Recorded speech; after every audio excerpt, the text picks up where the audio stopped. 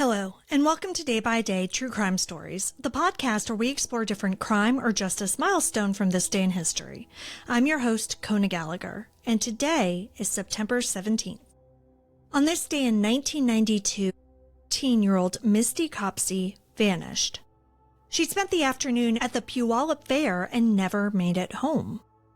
Today, we'll walk through what we do know, what was found, what wasn't, and why so many remain haunted by questions that no one has been able to answer. Today, we're discussing the disappearance of Misty Copsey. Let's get started.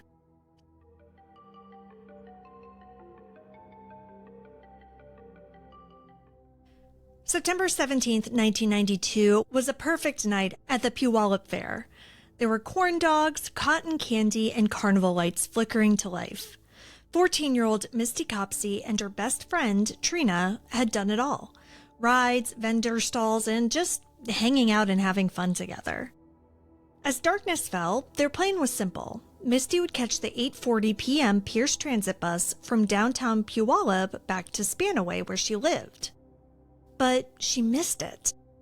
Trina, who lived closer, ended up getting a ride from her then-boyfriend, Michael, leaving Misty on her own near the fairgrounds as the crowds thinned. Trying to sort out a ride, Misty called her mom, Diana, and also reached out to an older friend, 18-year-old Reuben Schmidt. He said that he didn't have the gas to pick her up, though. Despite her basically begging him, he said that he never went to go pick her up. Misty tried to figure out alternative plans, and around 10 p.m., multiple accounts placed Misty walking toward Highway 512, possibly on or toward an on-ramp. Somewhere between the bright fair lights and that darker edge of town, her trail disappeared. She never made it home, and her mother reported her missing the next day.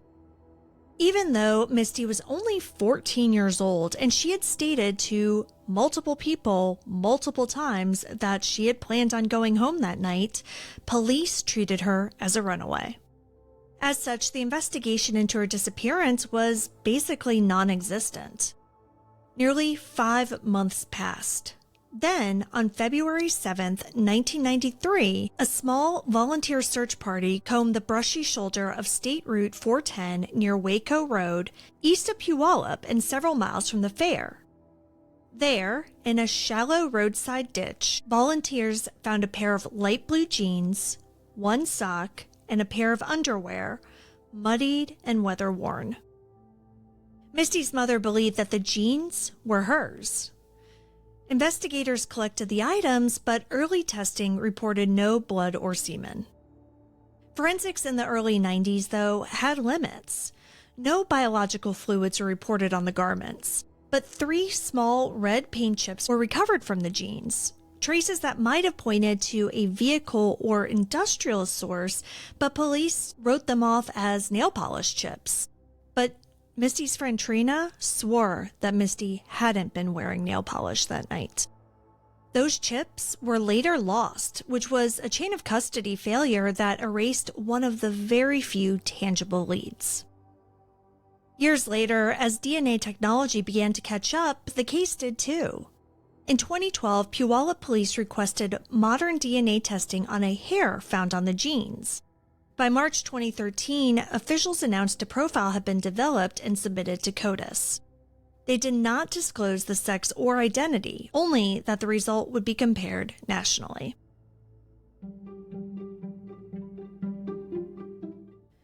From the start, names surfaced, friends, acquaintances, and people who saw or heard pieces of stories from that night. Reuben Schmidt became a central figure in the story. When Misty missed the bus, she reached him by phone, but he said that he didn't have gas to pick her up. After she vanished, multiple people later reported that Reuben made disturbing claims, like saying he knew where Misty was buried, or tying his movements to his grandmother's property around the time she disappeared. When later confronted, he said that those statements were made to, quote, get people off his back. He also mentioned blacking out after one of Misty's calls and later coming to at his grandmother's place. His 1970s Chevy Nova shows up in some accounts, but there's no public record of confirmed forensic testing connecting that car to the case. A polygraph reportedly came back inconclusive. Trina, Misty's best friend, changed parts of her story over time as well. She initially said that she walked home, but later she admitted that she had gotten a ride with her boyfriend. Reiner was way older, and Misty did not approve of the entire situation, which is part of the reason why she declined to ride with them. Michael was later questioned, and he reportedly passed a polygraph in connection with the case. No charges followed. Misty's mother, Diana, never accepted the idea that her daughter ran away. She recognized the jeans as the ones she had let Misty borrow that night and pushed hard for those finds to be taken seriously.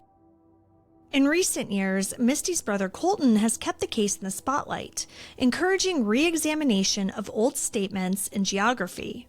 What was said, where people were, and when. Other names and theories have surfaced over the decades, including possible links to other missing or murdered teens in the region, but no concrete evidence has tied those cases together, and no new suspect has really risen above rumor. But one word defined the early days of the investigation: runaway.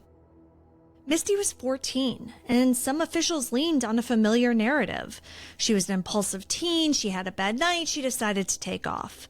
But to those who knew her, it just didn't fit. She'd called home that night, she'd made plans to get back. But that label shaped the early response. It dampened urgency, costing the investigation valuable time. By the time the clothing turned up on the side of the road, it had been exposed to months of weather.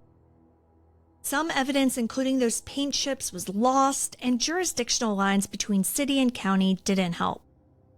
Plus, there were the fairgrounds, the rural pull-offs, and the highway ditches, not to mention the dense woods, made searches difficult. Volunteers, filled the search gaps, but without full forensic support from the police, it was a rough road. Now, more than 3 decades later, Misty Copsey's case remains open. Each progressed images show what Misty might look like now in her mid-40s. They go up around the fair each year, keeping her face and her story in the public eye. Police have assigned personnel to re-examine tips and review the file. A podcast recently came out called Who Took Misty Copsey? And if you're looking for a fantastic deep dive into this case, I highly recommend it. I've listened to the whole thing myself. Misty Copsey's disappearance is one of those stories that doesn't let go. There are suspects, but no body, no arrest, and no conviction. But with the renewed attention that Misty's case has gotten, there's always a hope that one day that will change. Thank you for joining me on today's episode of Day by Day True Crime Stories. If you found Misty's story compelling, please subscribe, rate, and review the podcast. It'll help us grow. And be sure to join me again tomorrow as we explore another significant event in true crime history. Until then, stay safe and remember that behind every headline is a life worth remembering. Day by Day True Crime Stories is a Little Monster production. Hey, you can do it!